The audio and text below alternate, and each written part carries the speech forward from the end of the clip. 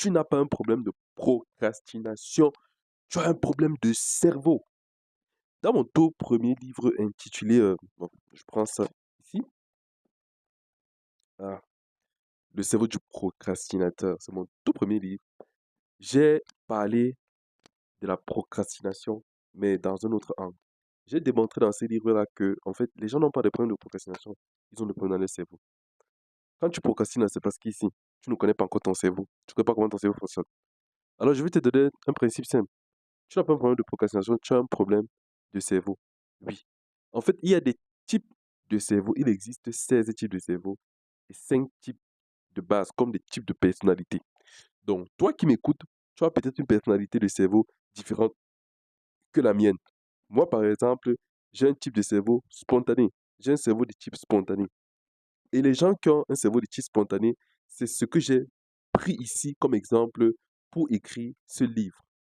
Un, ils ont une incapacité à rester concentrés pendant longtemps. Ils ont une difficulté à avoir la maîtrise de soi. Ils ont une difficulté à rester constant sur le temps. Ils s'ennuient facilement à cause de la monotonie. Ils sont impulsifs. Ils ont du mal à terminer ce qu'ils commencent.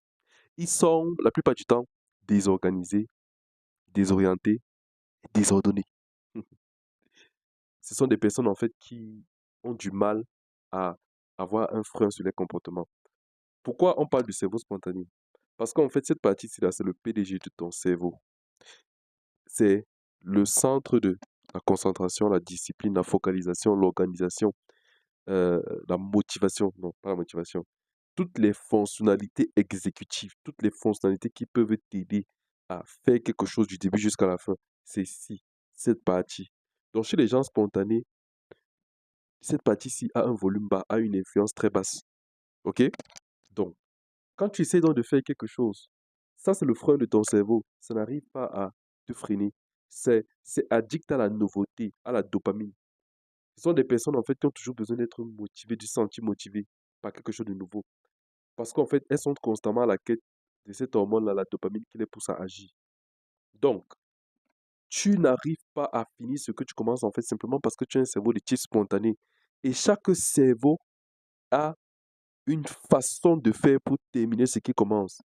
Mon type de cerveau, par exemple, n'est pas le même fonctionnement que pour toi, pour mon épouse, pour mes frères, pour ma soeur et pour bien d'autres personnes. On est tous différents.